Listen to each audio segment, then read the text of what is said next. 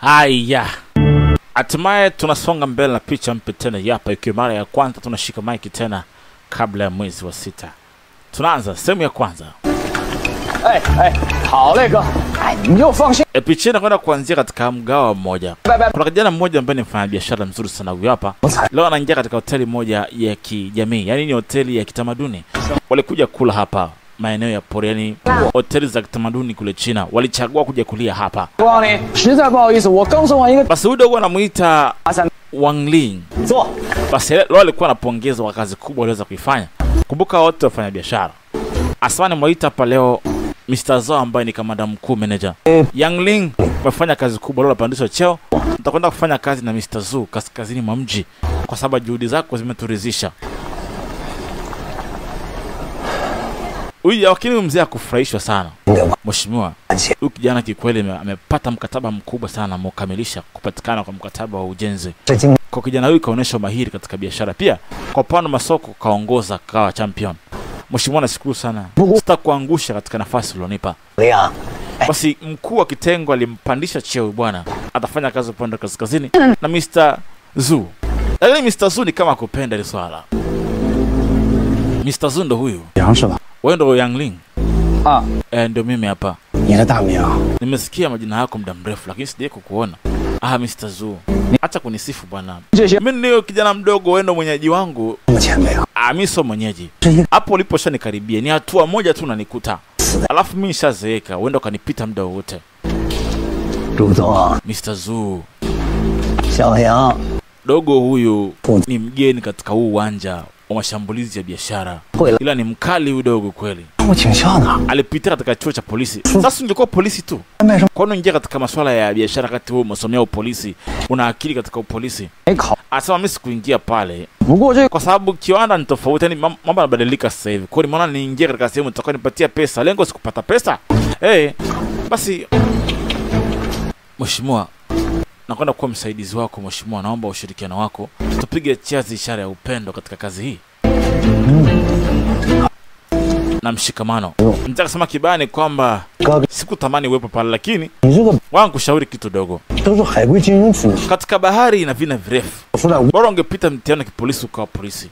Biashara huko kuna unataka ujue kuongea, ujue lugha vizuri ndio upate kufanya biashara vizuri. Kwa kufanya mazoezi uweze kuimarika katika masuala ya mauzo, sio mchezo. Ndio? Hata mtu kama huyu atafanya polisi anaingia kwa masuala ya biashara anazaje bwana? Kaka na mzee yake vile. Jamani, nyama ziko tayari. Jamaa kaona kao mzee kamletea dharau fulani hivi. Jamaa kaona ngoja. Asa huyu jamaa waga na hasira sana. Ni mtu mwenye hasira fulani, roho nzuri sana. Ni mtu mmoja mstaarabu, gentleman fulani. Naomba alichukua chupa pale pale akamwendea mzee na kula ajitambui mzee. Kamfuata mzee pale. Mzee ashagani tena chupa ameshikwa mzee. Cheki sura. Jamaa kaka sura ya kazi. Tupige cheers mzee. Utani tu. Uko sahihi. Kwanza leo nitakuwa mtu fulani mstaarabu na nitakusikiliza. Nitapiga hii chupa nzima, ishara kwamba nakukubali kama bosi wangu, anakupenda. Jamaa kumbe alikuwa hamaanishi.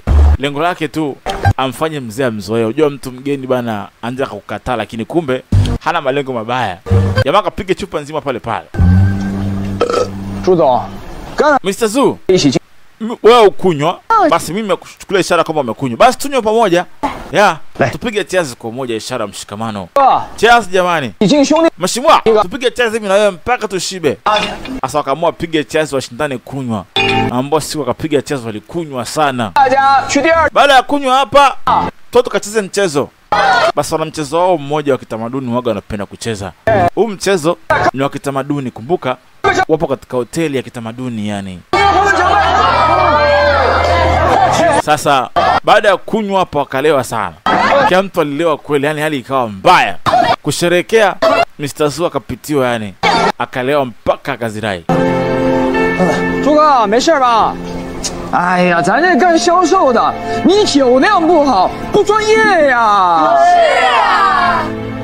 Basi baada ya pale waliamua watoke waelekezao nyumbani. baada ya kunywa kidogo. Sasa kati wanakuja jamaa akamwambia siwezi kumpiga yule kiongozi bwana. Hata kama nina hasira lakini kinyume na sheria, mimi nafuata sheria. Kwa hiyo nimemkodia taxi mpeleke nyumbani. Ameelewa sana. Kumbuka ni mwenyeji wangu kwenye kazi, ni mheshimu kama bosi. Jamaa anaonekana ni mtu mmoja mkarimu sana, si mtu ambaye ana mambo ambayo si mazuri hapana. Basi hapa pia kuna mchezo fulani wa kitamaduni. Huu ni mchezo ambao wa kitamaduni ambao waga unachezwa sana. Baada ya kula unaweza ukaja hapa kucheza huo mchezo. Hii sehemu ni nzuri kweli kuchezea mchezo. Kuna mzee mmoja huyu hapa. Asema karibuni katika mchezo wa kutisha. Huu hapa. Njoo mketi. Asa huu ni mchezo wa kutisha. Asa kuna panga moja lilikuwa hapa. Jamaa akawa anapenda kuliangalia sana. Yangli, uko wapi? Njoo kaa mezani. Asa waliitana kwa wote kama familia ya wafanyakazi. Wacheze mchezo kama sehemu ya kusherehekea tu. Mheshimiwa, tuko timu moja. Basa mimi nitakuwa afande. Poa. Kila mtu, mchezo unaanza hapa. Huu mchezo unaitwa Guardian of Defeng. Huu mchezo unaitwa walinzi wa mji wa Defeng. Fungua peji ya kwanza. Katika hii dunia kuna vyuo, kuna makabila, pia kuna mbingu, kuna mapepo pia katika hili kabila. Na ndani ya mchezo huu pa ulimwengu wa kutisha ambao ulimwengu wa sheria. Hapa pana sheria nyingi. Asakati natamka vile uweze mini jamaa anajikuta na mezwa na maandishi hichi kitabu. Jamaa anapotamka sheria yeye anaona kama maandishi yanapanda hivi. Asa akati na zubaa vile akajikuta ameingia katika ulimwengu wa Defeng. Welcome to the world of Defeng. Yaani karibu katika ulimwengu wa Defeng. Asa alipoangalia ile mchezo akajikuta ameingia ndani ya ile story ya kitabu. Asa ile story ya kitabu inahusu nini? Hii hapa. Asa amejikuta amemezwa na yale maandishi ya kile kitabu. Asa julikani kama kile kitabu ni cha kichawi au vipi. Ila ghafla tunaingia upande wa pa. Nataka umakini kuangalia hapa. Kuna kitu kinataka kuweza kuonyeshwa hapa. Ndani ya sero, hii ni sero. Hapa ni ndani ya sero, yani chumba cha magereza. Mahali wanafungwa wahalifu. Asa baada ya Wang Ling kumezwa na kitabu, alijipata katika sehemu ya pa. Asa kuna mdudu mmoja huyo buibui anaingia katika sero moja. Katika hii sero kuna mwamba kalala hapa. Haya! Mara kapiga mbu. Haya! Jamaa shangaa kaamkia hapa. Kumbuka alikuwa anacheza mchezo wa Defeng. Kajikuta kaingia hapa. Nipo wapi Mungu wangu? Ashangaa ajikuta yupo hapa, alafu yuko sero. Ana nywele ndefu, mavazi ya kizamani. Asa ajui yuko sehemu gani hapa. Yaani hii ni ghafla. Ajikuta yuko hapa. Kumbuka, nimelewa au? Si nilikuwa nacheza mchezo. Huu mchezo ni wa kweli au nini? Asa ajui mchezo ni wa kweli au si wa kweli. Ila kajipata yuko hapa. Unaona? Amejikuta yuko hapa. Yuko wapi hapa? Kuja kucheki. Alo. Yupo miaka zamani katika mji mmoja unaoitwa Defeng. Defeng ni mji mkuu wa nchi ya Defeng. Kwa kajikuta yuko ndani ya mji mkuu wa Defeng. Aya, ilikuwaje hapa? Akaanza kuelezea watu wa sero wamuelewe kwamba alikuwa hayuko hapa, imekuja amefika hapa. Asa anapomweleza mlinzi hamuelewi. Asa jukwani nilikuwa nimetoka kunywa bia nikipokea mapongezi ya kazi. Ghafla jikuta niko hapa. Hii itakuwa nimesafiri katika dunia ya zamani. Sikia mzee, najua huwezi kunielewa lakini sikiliza. Mimi sikupaswa kuwa hapa. Mimi sio mwalifu, angalia. Usipaniki. Akuelewesha. Ikabidi amweleshe mlinzi aweze kuelewa. Kumbuka dunia iko mbili. Kuna muda unarudi nyuma na muda kwenda mbele. Mimi sio Swanching mnamkamata. Mimi ni Wang Ling. Unanielewa? Unataka kula utaki kula? Kwani mpe mbwa. Wewe subiri. Wewe tuongee kwanza. Akampa mbwa chakula akaona yeye ana njaa. Msiponielewa nikuelezea. Mimi sio mwalifu, mimi sio huyo Su Chen mnamtafuta. Mimi ni Wang Ling. Na wanielewe. Hata kila mtu anamueleza muelewi. Yeye mwenyewe hajui imekuja yuko hapa. Basi sijaelewa au? Kwa nini nimekujaje hapa? Asa kaanza kujiuliza amekujaje hapa? Hajui yeye mwenyewe amefikaje katika dunia ya zamani. Tena sehemu ambayo haijui ni wapi. Kumbuka alikuwa anacheza mchezo wa Defeng. Haya. Katika ile eneo la Dafeng kuna mzee mmoja ni mchawi vibaya mno. Yuko hapa. Huyu ni kiongozi mkuu wa kwanza wa kitengo cha utabiri. Yuko hapa. Huyu mzee anaweza kaona utabiri.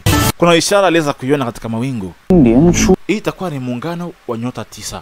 Nyota 9, kama nikisema mfumo huu labda nitakuwa nimeelewa. Mara ghafla kaja mtu. Kuna mtu kana kuja pale Central. Huyu mtu alikuja kaonga askari, anataka aongee na Suchen. Suchen yuko ndani ya ile gereza. Asa Suchen ni nani? Yeye mwenyewe hajui Suchen ni nani. Asa ashangaa tu yuko Sero na anaitwa Suchen. Kikweli mimi sio Suchen, mimi ni Wanli. Asa sijui nimefikaje hapa au nimeingizwa katika dunia. Mimi sielewi bona. Haya. Nimekujaje hapa Mungu wangu? Nini kinachoendelea duniani? Mask wewe. Ndugu yako amekuja kuangalia. Ndugu yangu ikabidi aje kuangalia. Wewe unalisali moja ongea naye. Wewe sogea hapa. Wewe ndugu yangu. Asa mjui eti ndugu yake huyu na mjui nani? Wewe unamuita Suning. Suning ndo huyo. Kutoka familia ya Su. Ni mimi hapa wewe, njoo hapa. Muda umeisha, njoo. Asa mjui. Kamba ndugu yake.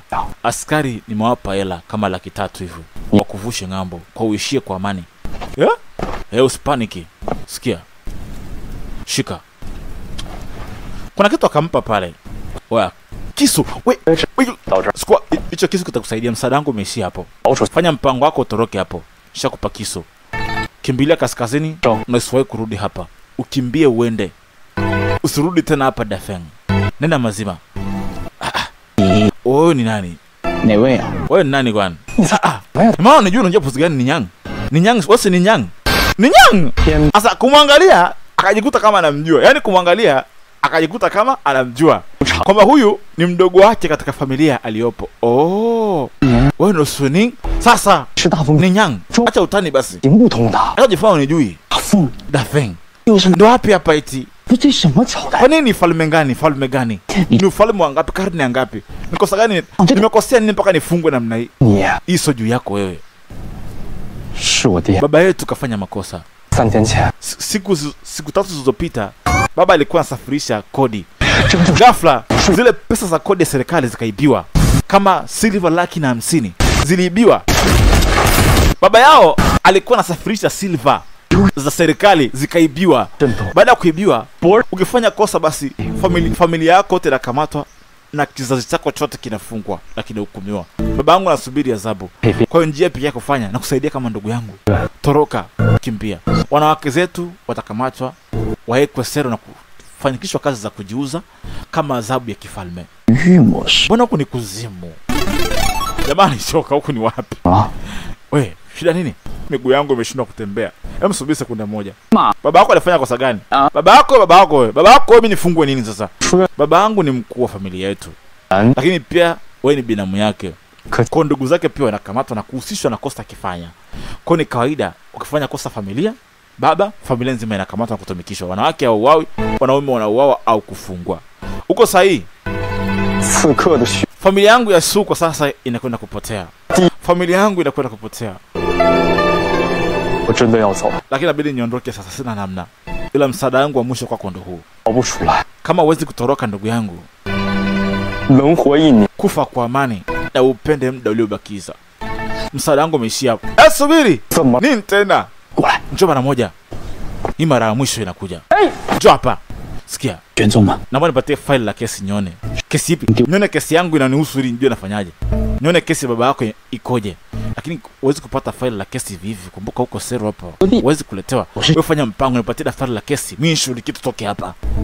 Sawa. Okay, sawa. Nitaenda kuchukua file la kesi ya baba nije nikuletee. Fanya haraka. Nini? Niletee taarifa zote au copy niletee. Copy taarifa yote niletee hapa. Niachie sasa. Okay, nenda. Jamaa kaona hii kesi kweli haipo sawa. Maana ziibiwe fedha alafu akamatwa kwa nini? Hebu tuingie upande wa pili. Leo kuna binti mmoja anapaa angani namna hii. Binti ni mchawi vile vile. Cheki ngoma hii. Binti alikuwa anapita anakagua mapepo katika ile, unaona? Ana watu ambao ni kabila ambalo lina uwezo wa kichawi. Lilikuwa linapita angani. Sasa huyu binti alikuwa anapita kukagua kama kuna mapepo ya aina yote katika ile eneo. Kumbuka, hichi ni kitengo cha utabiri. Kitengo cha utabiri wanatumia uchawi na sayansi Unaona? Huyu binti cheki macho yake namna hii, anakagua ile eneo kama kuna uwepo wa pepo au masalia ya pepo yoyote yule. Kumbuka zimeibiwa silver za kodi ya serikali. Kwa hiyo ule wizi baba yake na huyu kakamatwa, lakini yeye hajaiba. Kuna mwizi kaiba. Inasemekana kuwa pepo kaiba. Sawa, leta nione. Huyo pepo aliiba ni nani? Leta. Asa jamaa yako yeye, kumbuka amesoma upolisi kabla ya kuja hapa. Amesoma upolisi katika dunia ya sasa hivi. Kwa hiyo hii ni dunia ya nyuma kaletwa huku. Sasa akaona apitie ile kesi, maana yeye pia kasoma sheria, amesoma sayansi na pia amesomea askari pia na ni mfanya biashara. Jamaa kampa mkono. Ndugu yangu, mama nishika vipi? Ishi ndugu yangu. Hii kesi ni kubwa. Sawa sawa. Jamaa akamletea kile kitabu cha taarifa, alizikopi akamletea. Mimi naondoka ndugu yangu. Kila laheri. Yeye hapo ana mwalimu wake. Mwalimu wake amemtetea kwa aweze kukamatwa. Ila huyu inabidi amsaidie kama ndugu yake aweze kutoka. Kama nitaishi au kufa ni juu yangu. Haya. Sasa yeye huku duniani kawaida ameshazoea, amesomea masuala ya sheria, kesi na biashara. Sasa anafahamu masuala ya kesi. Alikagua kaona eti pepo kaiba pesa. Hapana. Yeye akaona so sawa. Sasa anapotokea maandishi akaanza kutafakari. Akapitia ile kesi upya. Ala. Pepo anaibaje silver 150? Pepo gani huyo? Mtu ingia katika mtaa wa Gunang Street. Katika huu mtaa bado upelelezi unafanyika. Kumbuka zimeibiwa pesa za mfalme. Yaani ni pesa ya serikali ambayo mfalme ilipaa afikishiwe. Kwa hiyo uchunguzi unafanyika, vitengo vingi vinafanya uchunguzi. Asante, nimekagua ile eneo, sijaona masalia ya pepo wala pepo aina yote. Na hapa ndo pesa zilipoibiwa. Huyo pepo gani ambaye amefika na kaiba? Unajua kesi ni ngumu. Asa mamlaka nyingi ziko hapa zinachunguza. Unaona? Kumbuka zimeibiwa silver 150 za serikali. Asama kiukweli, asama nikiangalia hapa sioni masalia yote ya pepo ama uwepo wa nyayo hata ya pepo. Kaiwei, binti anamuita Kaiwei, yeye ni mchawi ambaye anapita kufanya ukaguzi kama kuna pepo. Na huyu mwingine ni mlinzi, naye akaa anapita na kagua. Na hao pia ni wafuasi askari wa serikali. Wamepiga block down, basi wanakagua ili daraja mahali pesa ziliibiwa. Mheshimiwa, hii hapa taarifa nimepata.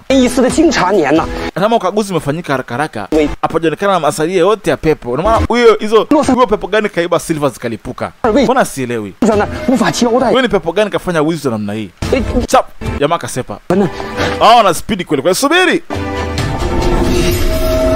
Basi wakawa wanaweka formations za kichawi kutafuta huyo pepo aliyefika kaiba hizo mali ni nani.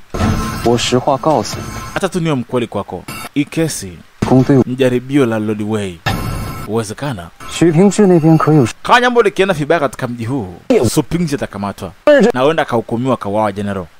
Asema hisi hapa hamna pepo. Mimi nahisi hii sehemu hamna pepo yoyote yule. Ila hadanganyi kweli. Mlipuko ulitokea hapa. Wanasema upepo ulivuma. Pepo akaiba silver. Nani anahusika na mambo yote haya? Kama ni pepo yuko hapa, mbona hamna masalia ya pepo yote yule? Huyu pepo gani amekuja na kuishia bila kuacha hata nguvu yake, hata masalia ya unyayo? Huyo pepo ana nguvu sana basi. Wakaisi wenda kuna pepo kafanya haya. Jamaa kaona hapana, pepo hawezi kuiba. Sasa huku na jamaa anachunguza kesi ile ndio amefungwa hapa. Familia yake imefungwa juu ile kesi. Sasa ikabidi avae uhusika wa ile familia kuisaidia. Akaona hapana, bwana nikague. Sasa yeye ni mtaalamu, amesomea masuala ya sheria na kesi na uchunguzi huku duniani. Kwa hiyo kuletwa katika dunia hii ikamfanya aanze kuchunguza. Akaona ngoja, kama nimesha kumbwa hapa na hii kesi, wacha nipigane nitoke hapa. Akaanza kukagua, hapana, pepo haibi hela, hapana, ngoja kwanza wanyanze upya. Akaikagua kesi upya kwa makini mkubwa. Pesa zilidumbukia katika maji zikalipuka. Kwa maboksi ya hela alidumbukia katika maji yakalipuka. Kwa boksi lilidumbukia katika maji likalipuka. Sasa alitafakari akaona hapana, kwa nini hizo hela zidumbukia katika maji afu zilipuke? Kwa nini? Akatafakari akaona ngoja. Aligundua kitu. Wewe, walinzi! Nini shida? Hata kelele wewe. Sogea kule. Sikiza mheshimiwa. Bosi wako muite. Nimegundua ushahidi kwa hii kesi. Ushahidi gani? Nina ushahidi. Ushahidi gani una kichani? Wewe unataka kaa kwenye kuvunja miguu, kaa nje. Kaa ndani uko sumbuana. Mheshimiwa subiri. Wewe ni ngine nani? Mimi na jambo la ushahidi wa kweli kuhusu hiyo kesi. Na ushahidi nao kuhusu hiyo kesi.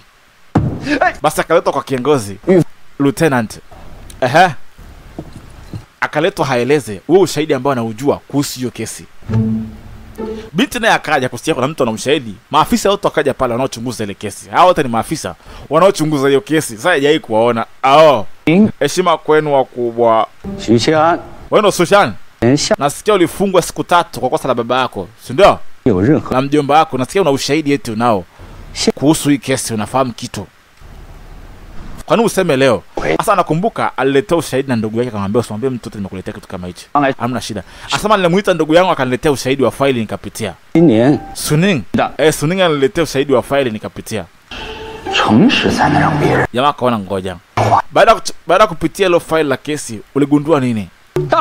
Mheshimiwa, piga goti. Na kama usimame. Mheshimiwa, na kesi nyanyuka.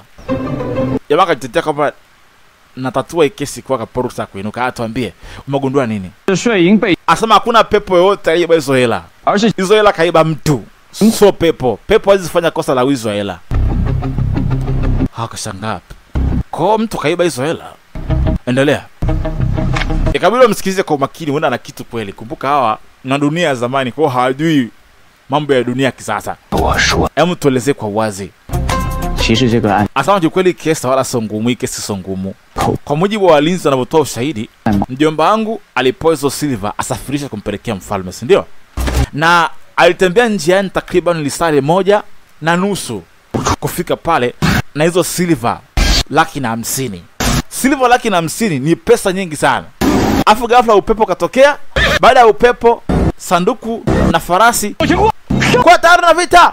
Sasa akaelezea tukio lilivyokuwa kwamba walinzi walienda kupambana porini kulinda. Ghafla gari ya farasi likatika na ile kereji yenye pesa ikaenda na ikabomoa na kudumbukia ndani ya maji.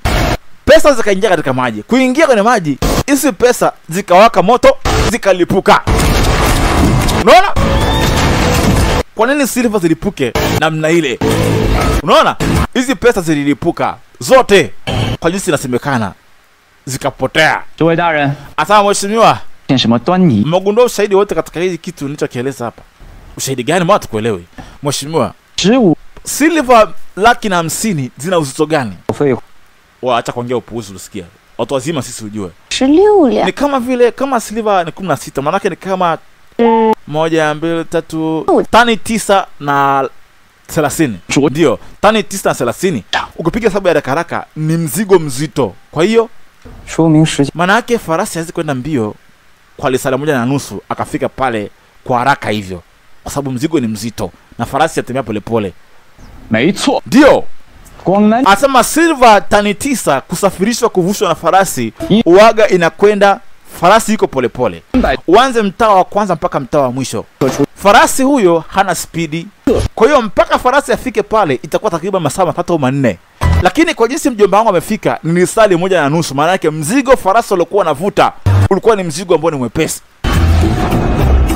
Mzigo ukiwa mzito, farasi huyu hana spidi, atauvuta polepole sana. Kwa hiyo masaa 4 watafika darajani. Lakini walifika lisali 1.5, maana yake mzigo uliokuwa umebeba ulikuwa bandia. Unasemaje? Upuzi. Silver zilipakiwa na mamlaka. Mamlaka ilipakia silver ikazisafirisha. Iweje mzigo wa silver uwe feki? Unamaanisha nini kusema hivyo? Kama mheshimiwa, uzito wa silver tani 9 hawezi fika pale darajani kwa lisali 1.5. Ule mzigo ulikuwa bandia. Maana yake waliwategeshia kitu bandia kivipi? Waliwekea kitu kama silver lakini sio silver. Chuma cha sodium. Kivipi? Nipe nikione. Nini? Chuma cha sodium. Mimi sijai kuona kitu kama chuma cha sodium. Sasa akawaambia chuma cha sodium kipo miaka ya leo, sio miaka zamani. Kwa hiyo hujui. Chuma cha sodium jamani ni chuma ambacho ni kizito lakini kinafanana kabisa na silver lakini sio silver. Kivipi? Jamani, mpateni dabini waelekeze. Nipeni umeme, nileteeni chumvi, nileteeni moto. Basi sawa, tutengeneze hiyo chuma tuone. Ikabidi hawape ushahidi maana hawaelewi. Chuma cha sodium kinafanana na silver kivipi? Binti akatoa moto pale pale, wao wachawi wakatoa moto wakamwekea. Haya, moto huu hapa, choma. Akaoneshwa hapo. Jamaa hajai kuona mtu akitoa moto katika mkono. Ikabidi awapeleke jikoni.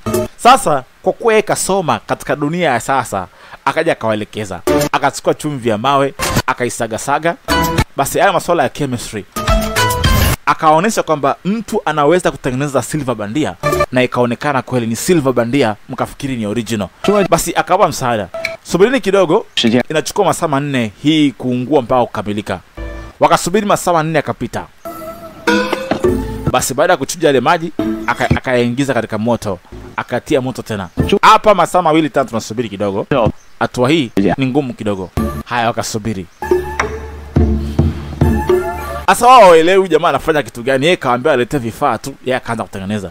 Baadaye chumvi ikakauka, ndo hii akachukua ile chumvi akaiingiza sehemu ambapo sasa hapa nataka umeme. Binti akatoa moto, akapiga pale. Moto mkali kidogo. Akachoma moto Haya sasa akaunda electrolysis. Kitu naifahamu ni unatumia umeme. Sasa hapa nataka umeme. Binti akasema umeme wa nini? Kama radi hivi. Binti akatoa radi mkononi, chapu, yesi mchawi. Akaunda radi. Nataka upige shoku hizi waya zichemshe ile chumvi. Electronization inaitwa hii, au electrolysis wanaita hivyo kwa chemistry. Sasa akafanya electrolysis, ikachoma pale, ikapiga acha. Basi jamaa kamba subirini muone sasa silver hii hapa. Umeona? Akawaonesha. Hii ndio kitu yenyewe. Silver ya kweli ni nzito, bandia inakuwa ina uzito mdogo. Unaona? Original na bandia tofauti zao ni uzito tu, lakini muonekano ni sawa. Kwa hichi ndo walisafirisha, si ndio? Sio silver ya kweli. Akasema ndio. Ina maana mtu anataka kutengeneza silver bandia kama hizo. Sasa kwa nini hii silver ilipuke? Basi jibu rahisi sana. Sogea nyuma nionyeshe. Sogea nyuma nionyeshe. Jamaa kaambia ngoja nionyeshe kitu. Ile silver ililipuka kwa sababu ni bandia. Na hata hapa tunao hii bandia, niwaoneshe inalipukaje. Hapo tulieni. Nataka kuonesha kwa nini ililipuka. Akachukua maji hayo, akadumbukiza ile silver bandia pale kwenye maji. Kutupia kwenye maji, silver ikawaka moto. Unaona? Ikalipuka. Unaona? Ikalipuka. Ni kweli. Kwa hiyo chuma bandia ukidumbukiza kwenye maji inalipuka. Kwa hiyo mjomba wangu kusafirisha ule mzigo akadumbukia katika maji ukalipuka wote. Maana yake silver zote zilikuwa bandia. Maana silver original hailipuki. Kwa ile silver bandia zilipuka kwa sababu zilikuwa ni bandia. Wewe ni Sucheng Ndio, Sucheng. Vizuri sana. Wewe ni noma. Vizuri mno. Kama silver ilikuwa bandia, maana yake na aliziba silver za kweli. Asa sehemu alikuwa anazipandisha ule mzigo ndio kukamata hao. Kwa mzigo ni rahisi. Kaanzio alikuwa anapakia. Kuna uwezekano mmoja tu zile silver ziliibiwa kabla kupakiwa. Basi kwa namna hii mwizi tushapata chanzo cha uchunguzi. Safi, andaa farasi nimfuate mfalme nikamuelezea tukio zima. Mheshimiwa, mliniahidi kama nikiwasaidia mtaniachia huru. Mheshimiwa, na niachia huru au ngoja ampelekee mfalme. Huyo akamshika akamsafirisha fast, anaweza kupaa. Mheshimiwa, ahadi yako iko hapo, utaniachia huru. Mheshimiwa, ameweza kutatua kesi kubwa kama hili, kwa kesi ngumu sana. Ila kwa ujuzi wa kisasa amefanikiwa kutatua lile tukio. Basi baada ya pale Sucheng akabekaa akisubiri matokeo, ataachiliwa au vipi. Asa walinzi wako hapo wanamwangalia. Walinzi subiri kidogo basi. Mnanibana sana. Amogope kwamba nikiachiliwa au mnataka mnichunge mpaka dakika mwisho. Mimi naachiliwa. Ndio mmeweza kuchoka hizi siku, mmekaa mnilinda kwa shida. Sikia naambia kitu. Nikifanikiwa kuachiwa nikatoka kimaisha, mtawakumbuka nyie, au mnaonaje? Mtawapatia chai, tupige chai au chazi kidogo, au mnaonaje? Na nikitoka hapa nitahakisha kila mtu anapata, nitawaletea chakula. Hebu kakimya na wewe. Samahani jamani, msinikasirikia. Akapigwa pingu tena. Jamani, naachiliwa, subiri mara napiga pingu tena. Mara binti akaja, Kaiwei akaja pale. No. Wewe shika hii. Hii hapa chukua. Nini? Asante. Kwa nini chumvi imegeuka kuwa chuma? Hem, niambie. Asama ni utaalamu fulani wa kikemikia, wa kikemia ambapo chuma inageuka chumvi kuwa chuma. Umetoa wapi teknolojia? Kuna shule ya sekondari na vyuo vikuu. Hii ni kumbe wewe maana choke kwa anyway. Ni kitabu cha Kikalamani. Jamaa kadanganya amechukua hizi style kule kitabu cha kale. Nakumbuka kitabu cha kale nilikisoma nikaiba huu ujuzi. Wapi hapo? Niambie kitabu kipi hicho? Asa yeye amesoma miaka ya leo, kabidi amdanganye. Maana yeye ametoa miaka ya leo akadanganya kuwa ni zamani. Basi ni rahisi. Kama kitabu cha kale basi niambie bei gani unataka unifundishe huo ujuzi. Binti alivutiwa na ujuzi. Ujeuza kaa chini nikwambie kitu. Asa binti Kaiwei ni mtu ambaye anasikilizaga watu sana. Vipi kuhusu hili? Wewe nifanye ni mwanafunzi wako. Nitakufundisha kwa nafasi yako wewe. Mimi nitaachiliwa huru. Kwa hiyo wewe mbona unaonekana kama mpiganaji wewe? Uweze kujifunza uchawi. Uchawi? Kwamba unafundisha uchawi? Basi nifanye mwanafunzi wako. Napenda kuwa mchawi. Jamaa akamwambia hivyo ili atoke sero, maana akichukuliwa na huyu ataondoka pale sero. Hebu niambie sasa huo ujuzi gani umetumia hapo? Kuhusu hiyo siri nitakuandikia kila kitu, nitakwambia kila kitu cha kufanya. Wewe nifanye ni mwanafunzi wako, kwa nichukue kama mwanafunzi wako afu nitakuelekeza. Kwa dunia nzima ukifika upande wa sayansi mwenyewe mchawi mna mtu ananizidi. Hii ni utaalamu wa masuala ya element, wewe hujui yale. Element gani? Elementi za kikemikia, za kikemia, unazijua? Acha kuongea una. Kemia ndo nini? Nitakwambia kemia ndo nini. Subiri basi kwanza. Weka hapa mpaka waachiliwe. Wanafunzi wetu ni mabikira tu. Kwa mimi bikira pia. Kwa nini unajuaje kama mimi bikira au sio bikira? Binti kasema anachukua wanafunzi bikira tu. Au tugie kumtani. Basi Suning baada ya kurudi kwao, kumbuka jamani sawani kila mtu kwa kujali kila kitu. Msiniulize kuhusu ndugu zangu, niacheni kidogo. Suning ndo huyu. Yeye hapo amesamehewa kwa sababu mwalimu wake ni mtu mkubwa, kwa hiyo kama mwanafunzi yule mwalimu hawezi kuguswa. Ila hapa kwao pamefungwa. Baba yake amekamatwa, mama yake amekamatwa, dada zake amekamatwa. Nyumba yao imeanza kufungwa kwa ile kesi ambayo ilikuwa imefanyika. Sasa jamaa akaachiwa huru leo baada ya ile kesi kuweza kuvumbua ile kesi, akaachiliwa huru. Sushan, umesaidia mkuu kupata njia ya uchunguzi, umeachiliwa huru. Asante sana, kwa masikio yangu ni mazuri, masikio yangu ni mazuri. Nimesafisha jina toka hapa hata kuongea. Ameachiliwa huru sasa. Kwa kuwa ameachiliwa huru basi familia yake pia inaweza ikaachiliwa. Akati anatoka, mbona peke yangu naondoka hapa? Ndugu zangu wengine wako wapi?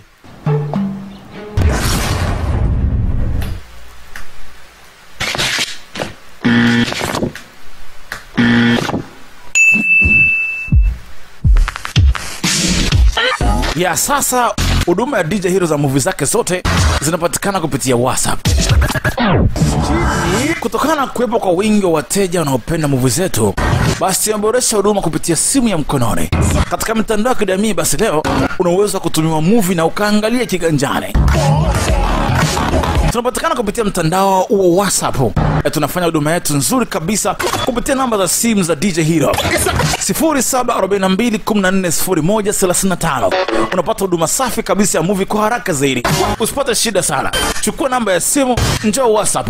WhatsApp ndo habari ya mjini kwa sasa. Ndio tusherekea huduma ya movie kwa raha zetu na DJ Hero.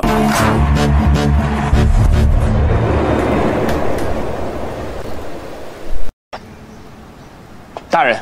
Mheshimiwa, mjomba wangu yuko wapi? Aliulizia kuhusu mjomba wake. Sasa mjomba wake na huyu na mke wake wamekamatwa, familia nzima imekamatwa. Familia yote imekamatwa kwa ile kesi. Hiyo ni kawaida katika sheria ya kifalme. Ndugu kikosea basi familia yako yote inakamatwa. Yeye mjomba wake ndo huyu. Anaitwa General Pingzi. Pingzi na mke wake ndo huyu. Nimekukosea mke wangu. Nimekukosea mke wangu. Ni wafuchi. Mimi na wewe tunapendana. Tunakufa wote mke wangu. Katika maisha mengine nitakulipa mke wangu. Kwa bahati mbaya tuna watoto. Tuna watoto wetu watateseka sana. Mtoto wake na huyu Suling, mabinti zake wawili, mmoja mkubwa, mwingine mdogo. Mama, tunarudi nyumbani lini? Mbona watu tumekaa sana humu? Mtoto akanauliza, wanarudi lini nyumbani? Sio muda mrefu mwanangu, usijali. Tutakwenda wote nyumbani. Baba yako tu atakuwepo, atauawa. Mke mke wangu, mume wangu, jamani msaada. Mara kaja mlinzi. Wewe Supingzi, toka nje, njoo sign document uondoke hapa. Jamani mke wangu. Jamaa kajua muda wa kufa umefika. Njoo usaini. Lazima usaini ili iweze kuuawa. Una sign ili uawe. Wanawake tu wanaachiliwa, lakini wewe unauawa. Familia yangu naipenda. Hata nikifa sijaiba hizo pesa. Akashangaa, ala. Nani kafungua sero? Ndio wote kumbe alikuwa akumbuki nani kafungua sero. Shake. Nani kafungua mlango? 什么意思呀？ Inamaanisha nini?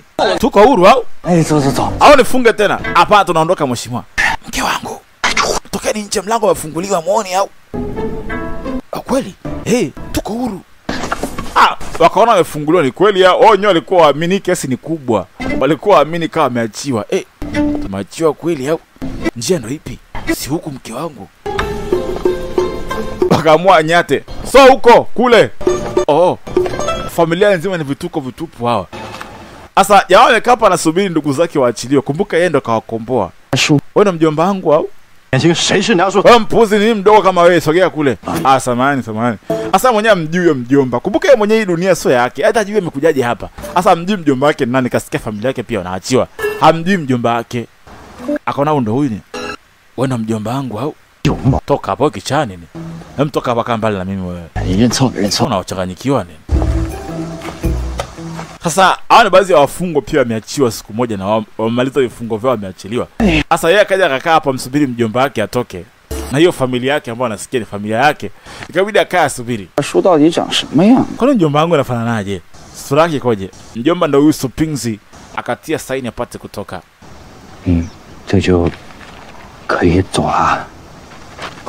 Haya, uko huru kwenda. Sasa yeye mwenyewe ajui kwa nini ametoka nje. Kumbuka ukisolve kesi basi unaachiwa wote. Hii ni jela ya manispaa. Sasa wanaachiwa na toka zao. Asema hii kesi ni ngumu kweli kweli.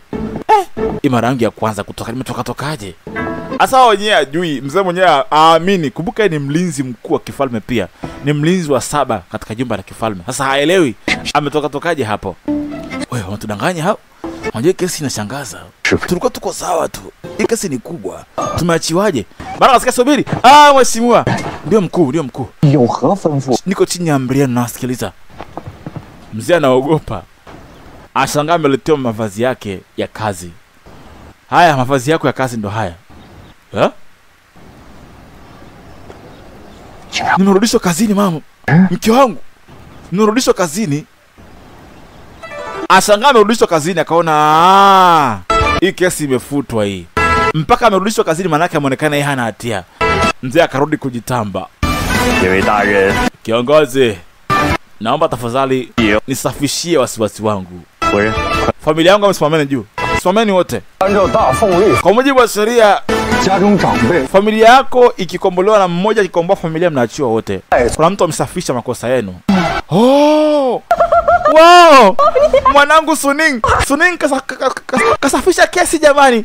Wakafurahi, kajua mtoto wao mmoja ni msomi sana. Kwa hiyo wakajua mwanao hapana ni binamu yako Suchen. Suchen kasafisha kesi, yuko hapo nje na wasubiri. Yeye ndo amesafisha kesi nzima. Suchen? Yule ni Nyang au? Huyo. Ni Nyang. Wao wanamuita Suchen. La nyumbani ni Nyang.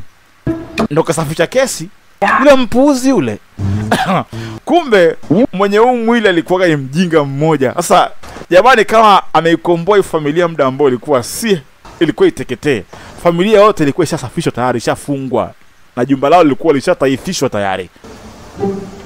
Sasa amekaa juu mjomba wake nani? Kasubiri mjomba atoki. Ninya! Mjomba wake tu ndio anampenda huyu kuliko wote. Kwao kila mtu anamzaraugi. Jamaa kutaki kumuona ule mjomba wake Supingzi. Sasa kwa sababu yeye amekuja katika hii dunia, sasa ana kumbukumbu nyingi, ila anaweza akakumbuka baadhi ya watu. Ninya! Mjomba akamfuata. Mjomba ana vituko kweli. Uwaga wanamdharau sana huyu jamaa. Lakini leo ndo amewakomboa katika familia. Sasa jamaa ashangaa, huyu mjomba mbona kama kumbukumbu hakuna? Kumbuka yeye ndo ghafla kaupata tu mwili, sasa hajui ilikwaje. Mjomba ashangaa, hata ujinga wewe, akamsanua kwa sababu atachangamka basi. Nimesahau. Hivi kumbe bado uko stage ya kwanza ya mapigano. Utakuwa umechanganyikiwa kidogo eti?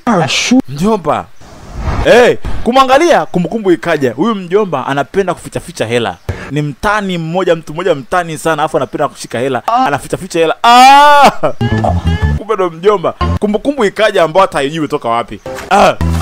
Mara huyu nante ni Nyang. Umeniletea pipi zangu. Ni Nyang amtoka jela sasa hivi. Pipi anatoa wapi na wewe? Huyu ni ndugu yake. Kumwangalia, huyu ni ndugu yake wa kike. Anajua kupika sana, anapenda kupika. Afa anapenda kusoma stories za mapenzi sana ubinti. Lu Xing Yu anaitwa hivyo. Wewe ni Nyang. Ni muda huu umetuokoa. Asante. Huyu ni shangazi yake, ni mkali. Waga anamnyuka, anampiaga mbaya. Ni shangazi yake moja mkorofi jeuri wa kutupa. Kwanza waga wanamtesa kweli kweli. Shangazi yake ni mkali balaa.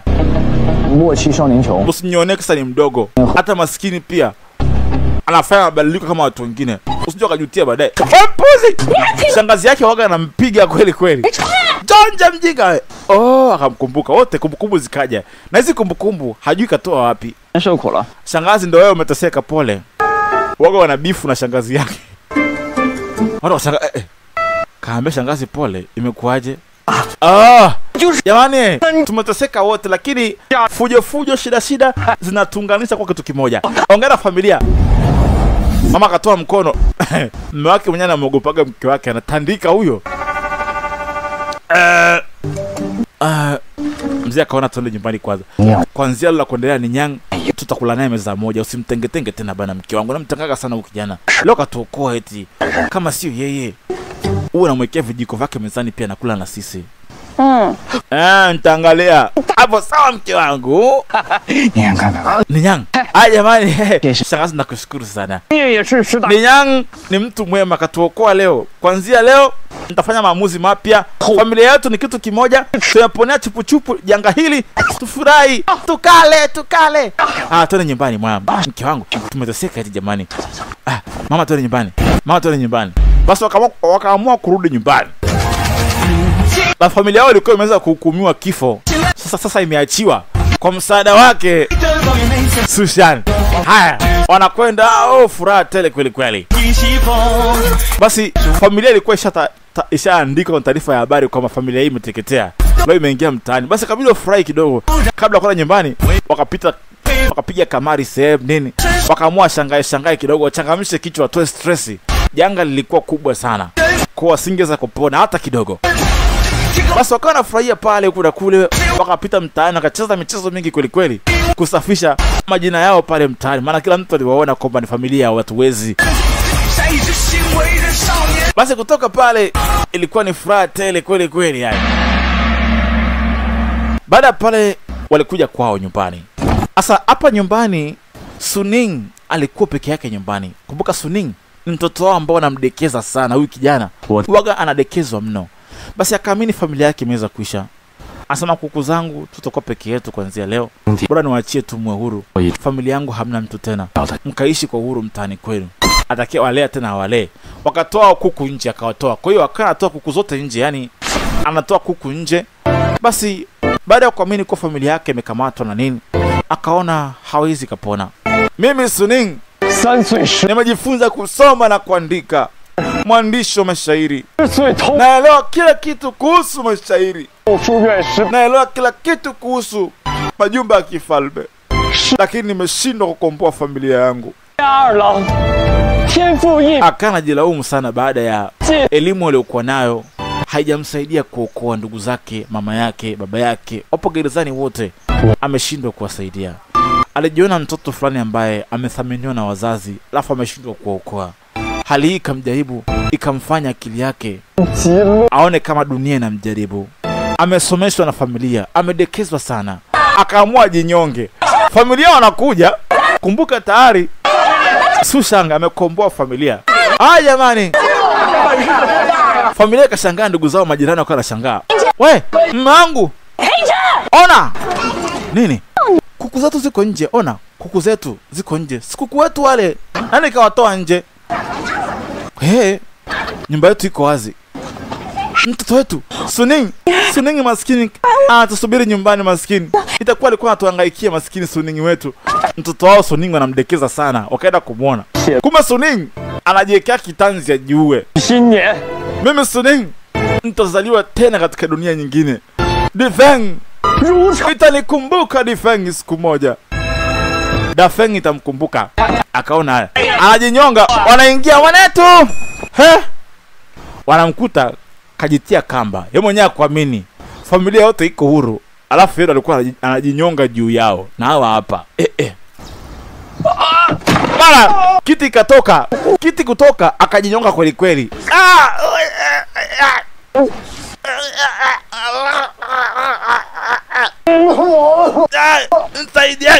Mtoto wetu.